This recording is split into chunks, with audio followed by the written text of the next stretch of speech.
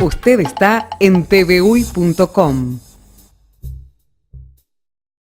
Amigos, el reportaje de la semana tiene como invitado central a la doctora Analía Piñeirúa, actualmente senadora de la República por el Partido Nacional, fue ministra de Trabajo por esta colectividad política, pero también representante del Uruguay ante la Organización Internacional del Trabajo, la OIT. Hoy es precandidata de Unidad Nacional a la presidencia de la República en un hecho prácticamente inédito en la historia política de su colectividad, pero también en los anales políticos de la República Oriental del Uruguay. Les invitamos a conocer su pensamiento, su prédica y los principales componentes de lo que es su oferta electoral, no solo a los nacionalistas y en el caso de ser ungida como candidata única de esta colectividad, su propuesta al Uruguay entero. Lo vemos. Y hemos tomado casi por asalto la casa de Analía Piñeirúa, legisladora, una mujer de una larga trayectoria política, a pesar de ser una mujer joven, ha empezado a una edad muy temprana, y naturalmente hoy la encontramos en un enclave de resoluciones y de caminos completamente distintos y que mucho hemos pensado, incluso antes de hacer el reportaje, si había algún antecedente de una mujer precandidata a la presidencia de la República, y la memoria hasta ahora no nos ha arrojado ningún resultado positivo. Gracias por recibirnos, y la primera pregunta es esa. ¿Por qué la necesidad de construir una candidatura dentro de un partido nacional donde la oferta electoral es interesante, es importante? ¿Y cuál es ese enclave distinto que la distingue, la puede despegar del resto de quienes naturalmente también quieren acceder a ese honor de conducir a una colectividad política con la larga y rica tradición que tiene el Partido Nacional? Bueno, quienes se dedican, como yo, han dedicado prácticamente toda su vida a la actividad política, es lógico que en algún momento se planteen la posibilidad de ser candidato a la presidencia de la República. Yo, es bien sabido, pertenezco al sector de Unidad Nacional, que ante la decisión del doctor Lacalle de no ser más candidato a la presidencia, abrió allí un juego y una serie de oportunidades a una generación que viene tras de él, y yo sentí que podía. Yo en una reunión que anoche tuvimos con los muchachos que trabajan conmigo, hicieron un cierre del año, yo les decía, bueno, está bueno hacer un balance, ¿no? Y creo que les comentaba, yo creo que nunca a ustedes les dije por qué había tomado la decisión de ser candidata a la presidencia.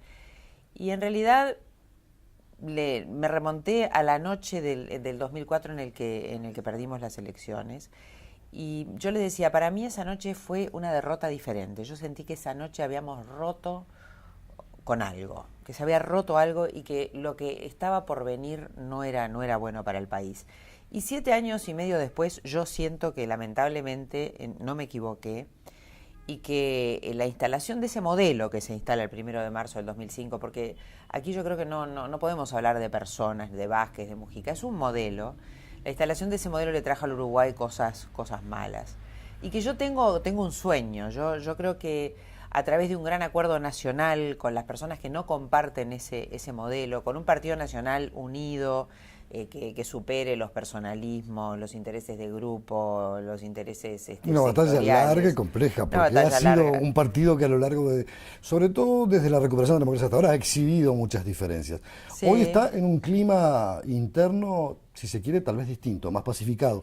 De repente uno mira a la otra colectividad histórica y la ve más confrontada internamente. Es verdad, es verdad. Por eso es que yo, ese sueño de trabajar con un partido unido y convocando a todos a los colorados, a los independientes, a los frente amplistas que hoy dicen que no quieren votar nunca más al Frente Amplio, para un gran acuerdo nacional ahora, ¿no? Antes de la campaña electoral, yo tengo el sueño de poder encabezar una columna que pueda poner en práctica estas cosas y tener el 1 de marzo del 2015 un gran respaldo político, una propuesta programática que abarque los temas más importantes que el país tiene que resolver, que no son menores. Y entonces, como tengo ese sueño y tengo la decisión y tengo la voluntad, entonces estoy en esto. Y me parece bueno estar en esto, y voy a pelear por esto, digo. Cada candidato tiene sus acentos, su programa, su definición. En esa oferta electoral que se le hace a la población, usted primero tiene que sortear la interna. Es verdad. Una interna en la que tiene un Jorge Larrañaga, una figura fuerte, poderosa, instalada, constituida. Es una ventaja a favor de él, y si se mira en la carrera electoral, tal vez una desventaja para alguien que asoma a este escenario, no porque usted no tenga trayectoria ni camino político desarrollado. pero tiene una interna con Luis Alberto Heber. Ahora se anuncia la posibilidad de que la calle Pau también converja a ese planteo de una búsqueda de un candidato único del sector. ¿Cuál es el acento distinto que usted tiene en un escenario en el que tiene que competir con compañeros de su propia colectividad, primero de la UNA y luego a una interna con Larrañaga? Yo tengo una dificultad, que es, a veces la gente dice, bueno, ser mujer es un valor agregado o es un inconveniente. Yo creo que en la interna partidaria es una dificultad. ¿Hay mucho machismo en la política todavía? Yo creo que hay mucho machismo en la política. Mi partido, en general los partidos, pero yo me siento autorizada a hablar solo del mío, es un partido con una estructura muy masculina que le cuesta aceptar la presencia femenina en las máximas responsabilidades partidarias y nacionales. Pero bueno, yo estoy dispuesta a dar esa batalla, porque digo, hoy día en el mundo el hecho de ser mujer o hombre da lo mismo. Para ser presidente, para ser ministro y para ser... Ya no es una novedad el que haya una candidatura femenina. Si miramos a nuestros vecinos y a Chile y miramos a Europa, ya el hecho de ser mujer o hombre no es una novedad. O sea que a mí me parecería horrible que para que en el Uruguay tuviéramos que estar batallando por eso. Pero ese es un inconveniente que yo lo veo en la interna de mi partido, no a nivel de opinión pública. Yo creo que ya a la gente, a nivel de opinión pública, a la gente le da lo mismo porque saben que las mujeres se desempeñan en cualquier ámbito de la vida pública y de la actividad privada con total solvencia y con total libertad y con total capacidad para llevar adelante las cosas. Entonces me parece que yo ese es el inconveniente que tengo. ¿Qué virtudes tengo? Que tengo una larguísima experiencia política, tengo una larguísima trayectoria política. Yo ingresé muy joven a la dirección del Partido Nacional. Ingresé al directorio del Partido Nacional en diciembre de 1983, o sea, sobre el final de la dictadura. Fui la primera mujer que ingresó al directorio del partido, que en aquel momento me pareció rarísimo. Digo, qué cosa más rara que ser la primera mujer. Yo era muy joven y todavía no tenía esa conciencia de los temas de género y de la dificultad de la participación política. Todavía no estaba planteado el tema y dije, pero qué cosa más rara. El otro día de asumir un titular en la prensa, primer mujer en el directorio nacionalista. Yo dije, caramba, qué atraso, ¿no? Pero digo, después me empecé a ver con el tiempo y cuando me fui interiorizando estos temas y estos temas se empezaron a poner arriba de la mesa, era lógico que no hubiera habido muchas mujeres en el directorio. Yo le interrogaba un poco por cuál va a ser el perfil propio. Me refiero a... usted me hablaba de un gran acuerdo nacional, supongo que es un poco el deseo de todos quienes van a competir contra un modelo, como usted señalaba, de izquierda, pero ¿cuál es el perfil de Analía Piñeirúa? ¿Cuál es el camino, el derrotero? ¿Qué la distingue, no buscando contradicciones, ¿no? Pero qué la distingue, por ejemplo, de Larrañaga, de Luis Alberto Heber y eventualmente de la calle Pau, que ha anunciado también esa intención de participar? Bueno, lo primero que me distingue, y quiero más allá de ser mujer, que creo que es un valor. A mí me parece que el tema de agregarle a la candidatura a la presidencia el ingrediente de ser mujer es un diferencial. Y yo lo vinculo un poco con eso del compromiso, del gran compromiso nacional, del gran acuerdo nacional, que es cierto que todo el mundo lo decía, pero yo ya en varios discursos que he dicho he asumido el compromiso de empezar a trabajar apenas Unidad Nacional, si es que Unidad Nacional lo hace, me nomine como su candidata. O sea, empezar a trabajar el año que viene. Porque yo creo que hay que tratar de empezar a trabajar en eso de una forma descontaminada de lo que puede ser después la campaña política. Y que quede claro quién está de un lado y quién está del otro, no para enfrentarnos o pelearnos, sino quién es partidario de un modelo y quién es partidario del otro modelo. Porque hay veces que hay confusiones, ¿no? Uno a veces escuchaba en las elecciones pasadas, bueno, no, pero yo voto por Astori porque Astori controla el sector radical del Frente Amplio, ¿no? ¿Cuánta gente de una ideología moderada con la que uno puede coincidir prácticamente en todo, termina votando a Astori porque es un hombre moderado que va a controlar? Y no queda claro entonces quién es partidario de un modelo y quién es otro, porque a la hora de la verdad, Astori termina apoyando al modelo que se instaló en el Uruguay en el 2005. Entonces yo creo que tiene que quedar claro quién está de un lado y quién está del otro. Yo he planteado ese gran acuerdo nacional en ese sentido. Ahora, y que quede claro quién se juega la ropa por el acuerdo y quién no anda mirando la chiquita de que esto, si yo me sumo a esto, después pierdo votos. Yo creo que es una instancia importante que la he planteado yo y que creo que es una cosa original. Y para lograr ese acuerdo se necesita mucha capacidad de diálogo, mucha paciencia, tender muchos puentes, renunciar a muchas cosas para transar, y eso lo da una mujer. Justamente, eso lo da una mujer. Renunciar para transar, buscar acuerdos, ceder espacios, en un escenario de una campaña electoral que tiene una fuerte pasión, un fuerte contenido pasional, que a veces se suelen decir cosas desde la tribuna que sin querer molestar a alguien pueden llegar a molestar y pueden llegar a erosionar y hasta dividir. ¿Cómo se siente en este discurso? ¿Cómo ha visto la receptividad dentro de su colectividad política? ¿Ha habido comprensión? Repito, tiene candidatos fuertes con los que va a competir, que además ya muy instalados en la opinión pública. Pero ¿cuál ha sido el nivel de receptividad que usted ha logrado obtener en esta ida y vuelta, en esta conversación interna, al ofrecer su esfuerzo, su trabajo y su imagen para conducir el destino de un país? Bueno, hay quienes evidentemente me prefieren a mí y otros que prefieren a otros candidatos. Vamos a ver cuáles son lanzó la moneda del diálogo. Lanzó la Yo moneda, lancé la moneda del diálogo. Hay algunos que les ha parecido muy bien. Claro, es todavía una hipótesis, ¿no? Yo dije, bueno, yo voy a convocar el día que mi sector me proclame candidata a la presidencia de la República. Supongo que debe haber muchos que deben estar esperando que eso ocurra para decir, bueno, voy, no voy, voy bajo tales condiciones.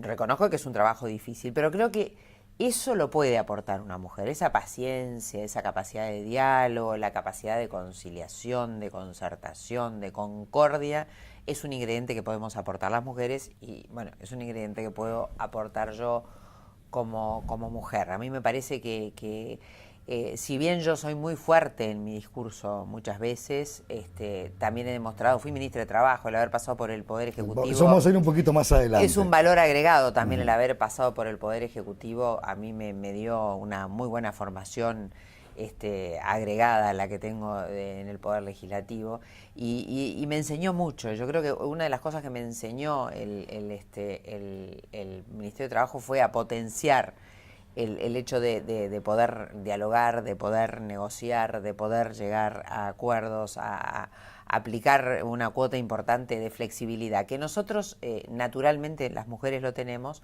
pero que a veces hay que potenciarlo, ¿no? Ahora quería preguntarle por las vertientes ideológicas.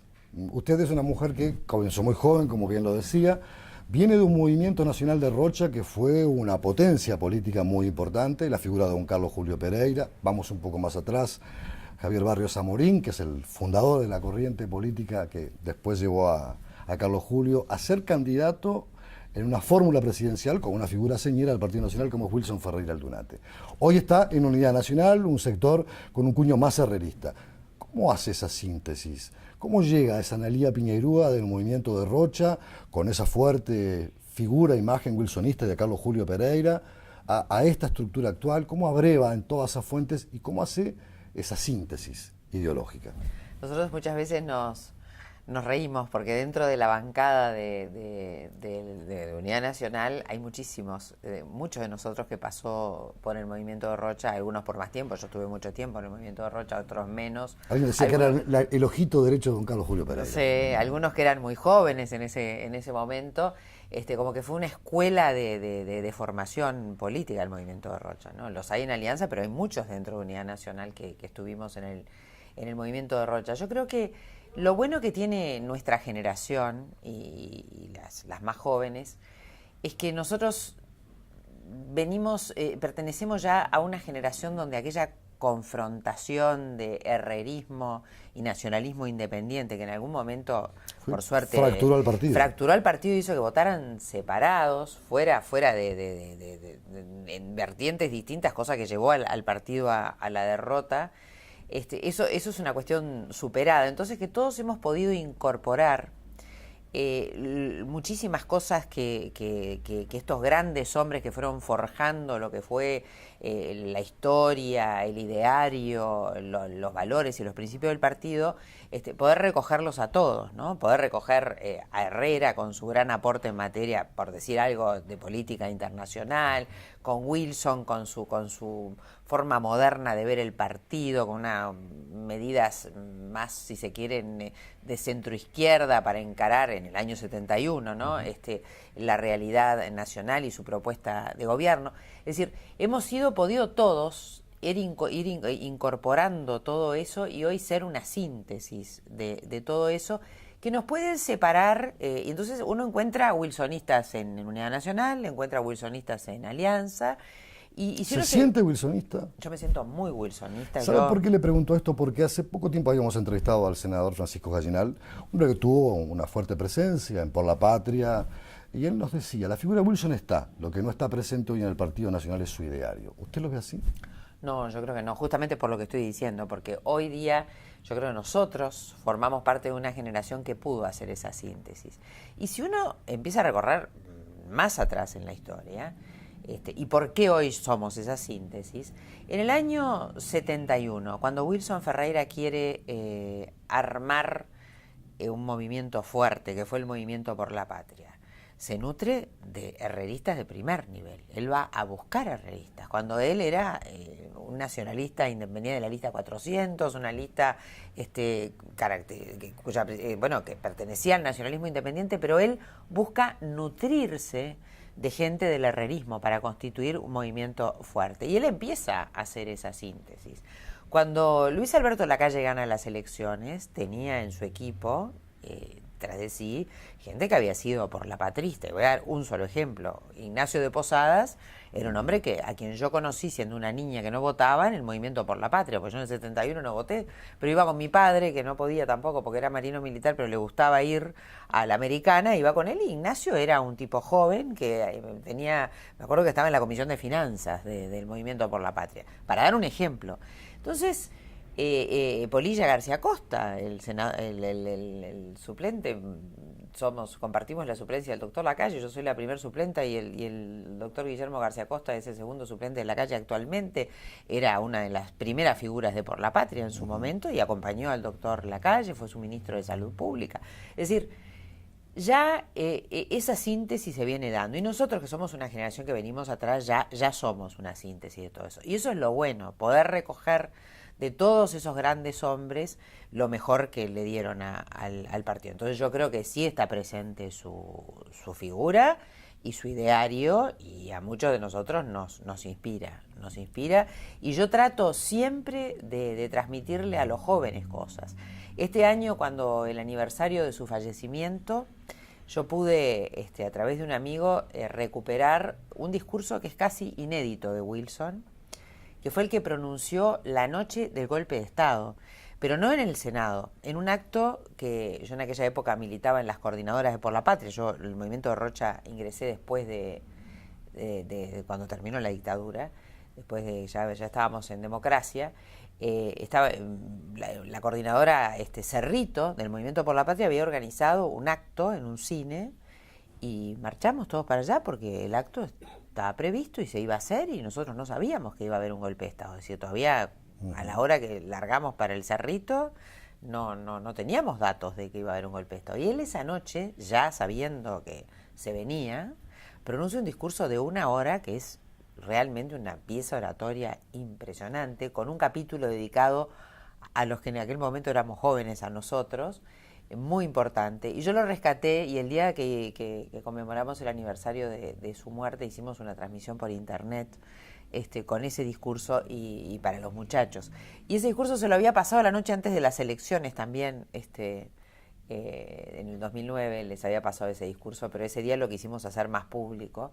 Y siempre trato de esos mensajes que él le dirigía a los jóvenes, tratar de retomarlos porque hay muchos que tienen muchísima vigencia. Le voy a dejar una pregunta planteada, vamos a hacer una breve pausa. Seguimos en el tema electoral, porque supongamos, y tal vez así suceda, que usted logra encolumnarse como la gran figura del Partido Nacional y tiene que ir a un escenario donde va a tener enfrente de repente algo que los encuestadores hablan como el factor Vázquez, una fuerte figura, muy arraigada y con fuerte peso. ¿Cómo se imaginan eso? Me lo contesta enseguida. ¿Cómo no?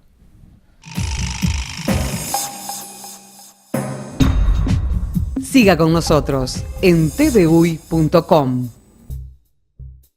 En este segundo tramo del reportaje de la semana, la doctora Analía Piñeirúa analiza cómo deben enfocarse las políticas sociales. Ha sido crítica respecto al modelo implantado por el Frente Amplio. También señala que hay que hacer cambios y modificaciones en la estructura que regula las normas laborales, buscar acuerdos más profundos y con características diferentes. La avala su experiencia como exministra de Trabajo y Seguridad Social. Lo vemos.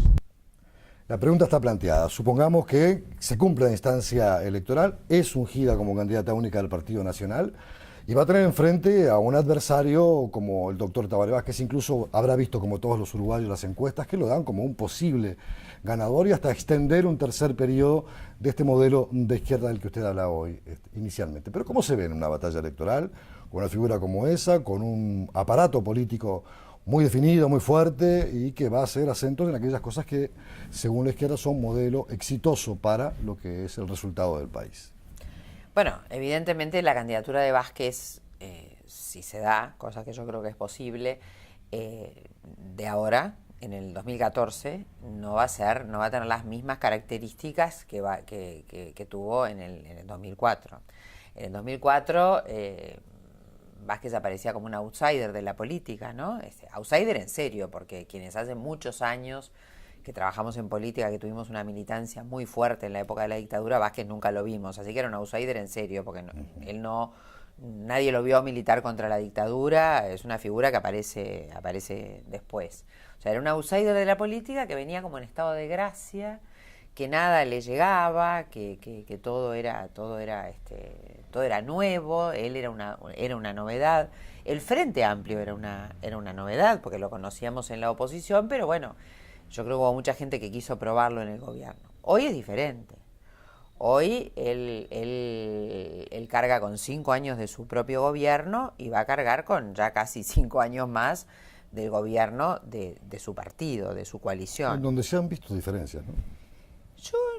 Se han visto diferencias entre los sectores que lo integran. Yo creo que el Frente Amplio en el primer gobierno estaba de estreno, se cuidó mucho de no poner en evidencia esas diferencias y se controló bastante bien, se administraron bastante bien esas diferencias.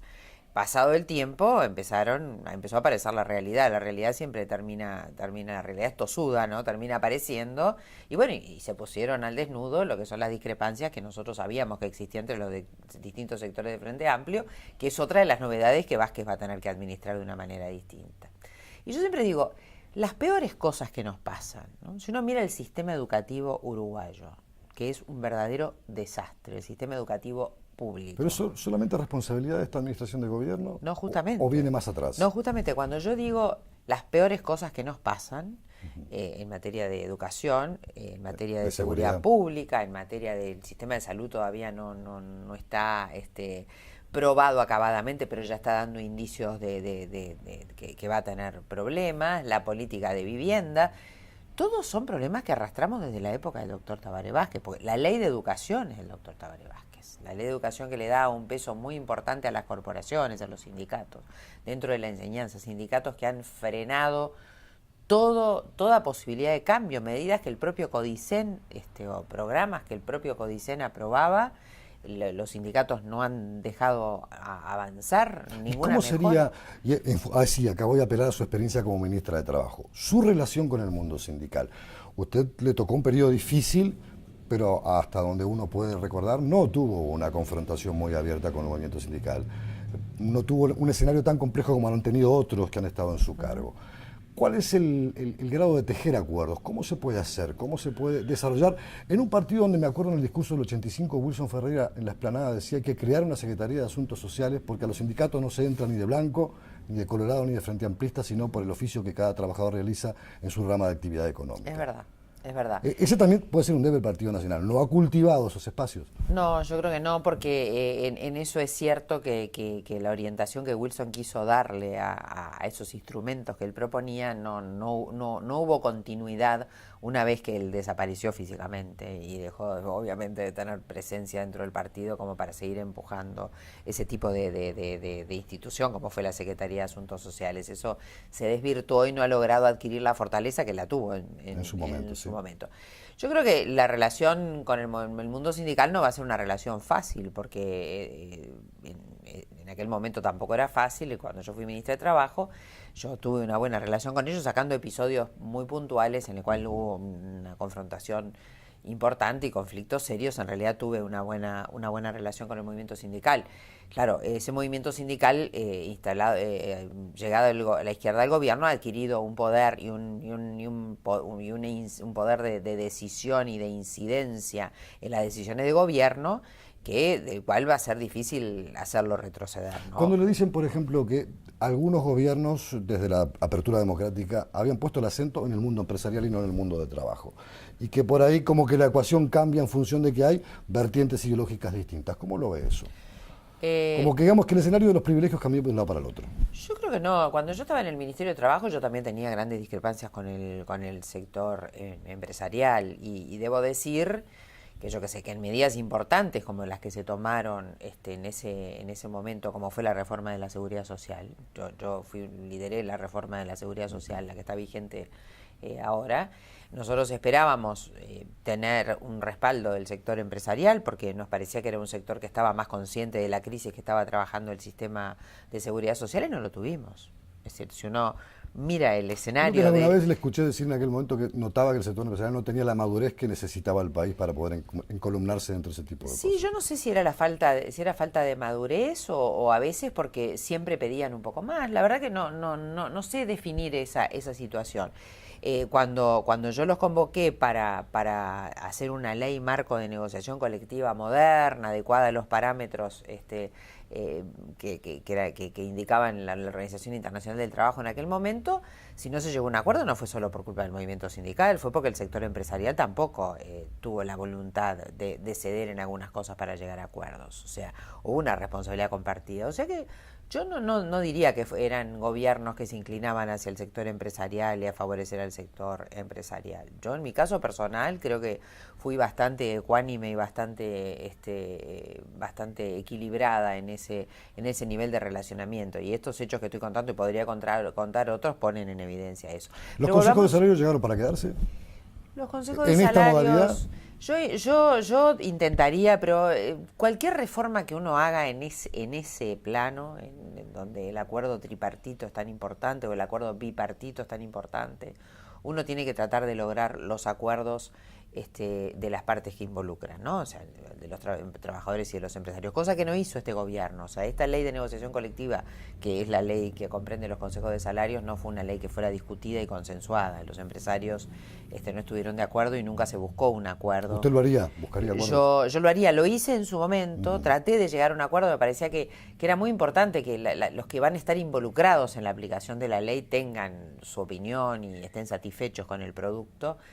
No se alcanzó y yo no empujé esa ley porque me parecía que era un proyecto que iba a cojitranco al Parlamento, no lo impulsamos. Y cualquier reforma yo trataría de hacerlo cumpliendo con los principios de la OIT, que son que tienen que tener un respaldo y un acuerdo bipartito. Pero volviendo a Vázquez, yo creo que yo me veo, me tengo confianza en un enfrentamiento, en una disputa por el gobierno con Vázquez, porque creo que viene en una situación distinta. Él va a tener que rendir cuentas de muchas cosas que son consecuencia de su gobierno o del gobierno del Frente Amplio, o sea, de los casi 10 años de gobierno del Frente Amplio. Ya no es un outsider de la política, no va a desembarcar, no puede desembarcar como el gran salvador, porque él es artífice de muchas de las cosas que no salieron bien.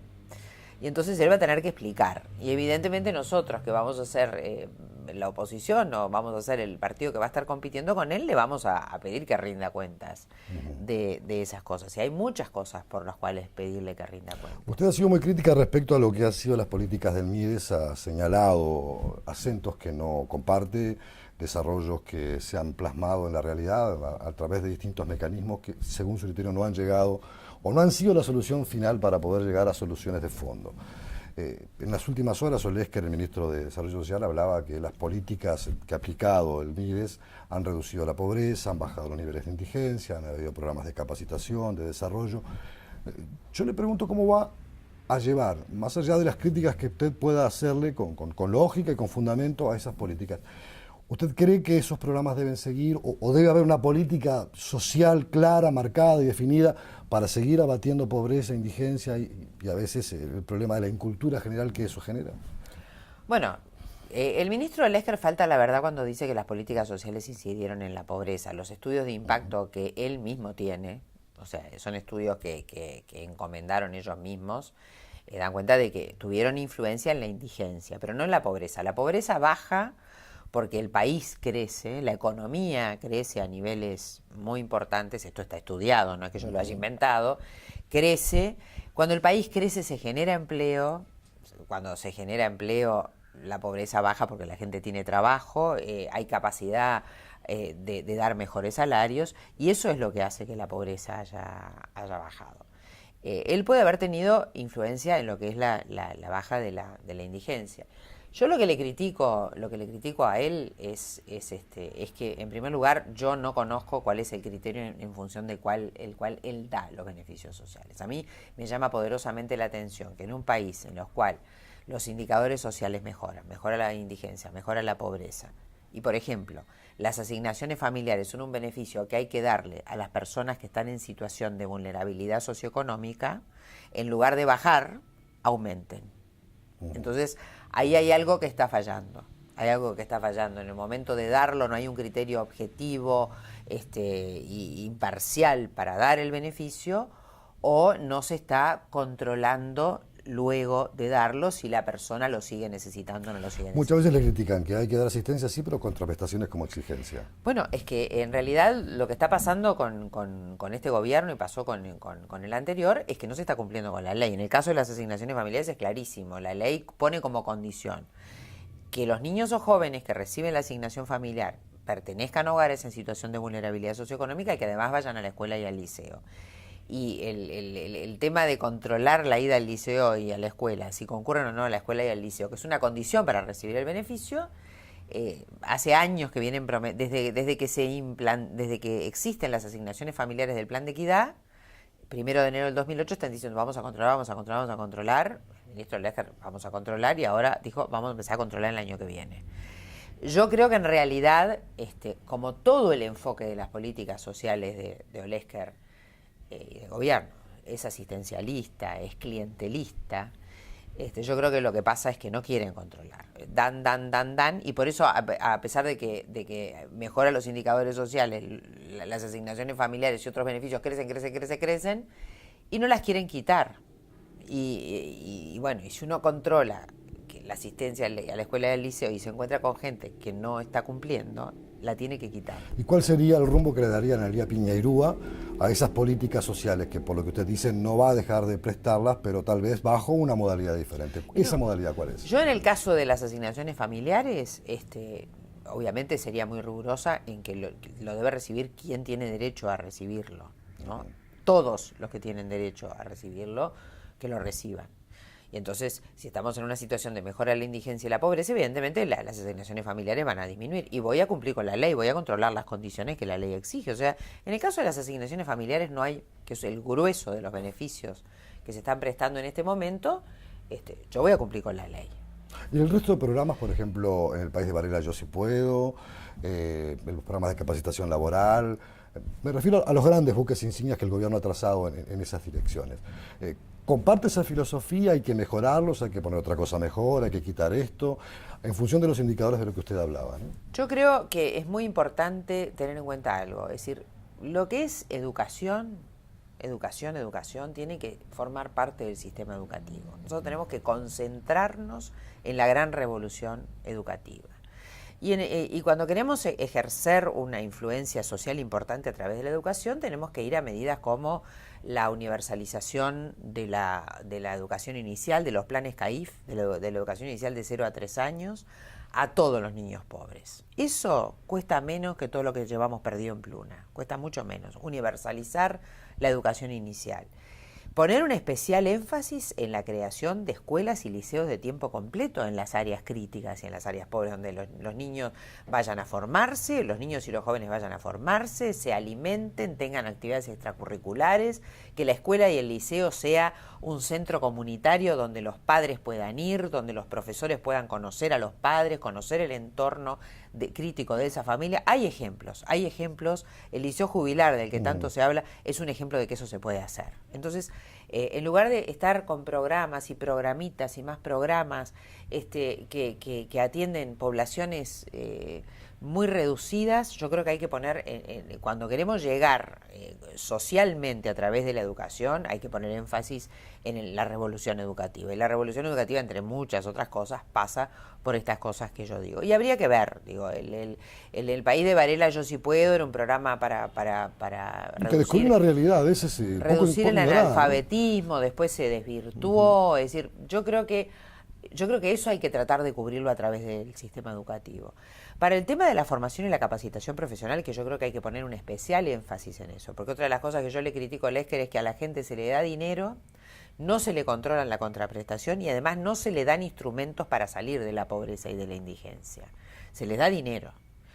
Y yo creo que es muy importante darle además instrumentos para salir de la pobreza y de la indigencia a través del trabajo. La política social por excelencia es la política de empleo. Entonces hay que darle a la gente o las facilidades para que se inserte en el sistema educativo si es que tiene edad y condiciones para hacerlo. Pero hay que crear instrumentos especiales para capacitar. Para capacitarlo. A gente para que quiere trabajo. trabajar pero no tiene herramientas o no ha tenido la oportunidad de educarse para oficios precisos, ¿no? Exactamente. Por ahí está la universidad Calificación, tecnológica. se ha dicho, en el Uruguay se han generado miles de empleos y hay algunos que no pueden ser cubiertos porque no tenemos gente calificada para eso. Bueno, a partir de una idea del gobierno del doctor Lacalle, que fue la Junta de Empleo y el Fondo de Reconversión Laboral, que nosotros lo reformulamos y que fue una experiencia exitosa cuando yo estaba en el Ministerio de Trabajo, se creó el INEFOP. El INEFOP tiene más de 60 millones de dólares acumulados en un fondo al que aportan empresarios y trabajadores que están destinados a la formación y la capacitación profesional. Que tenga ese dinero acumulado indica que ha sido mal gestionado.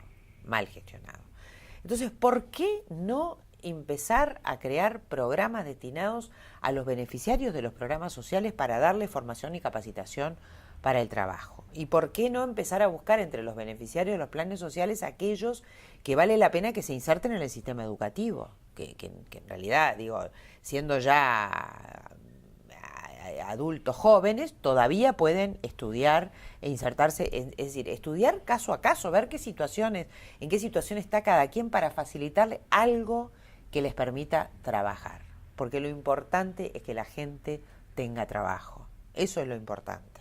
Siempre va a haber un núcleo duro de pobreza al cual va a haber que atender y que el Estado va a tener que atender, porque hay gente que no tiene forma, no tiene medios, no tiene alternativas para salir de su situación más que por un apoyo que les dé el Estado. Siempre va a existir eso. Pero uno tiene que tratar de que sean los menos posibles, que sean efectivamente aquellos que no pueden hacerlo. A todos los demás hay que darle oportunidades. Yo creo que esa tiene que ser la idea. Analía Piñeiro, muchas gracias por recibirnos en su domicilio, por permitirnos este primer encuentro y además yo creo que sí puedo decir que es histórico que sea la primera mujer candidata o precandidata a la presidencia dentro de su colectividad. Repito que no sé si en el país hay antecedentes de eso, pero de todas maneras le deseamos la mejor de las suertes. Es una tarea, como usted decía, compleja, difícil, pero que seguramente llevará adelante con su don de gente, con su talento y con su capacidad de comunicación. Ha sido muy gentil por recibirnos. Muchas Amigos, gracias. hasta aquí el reportaje de la semana.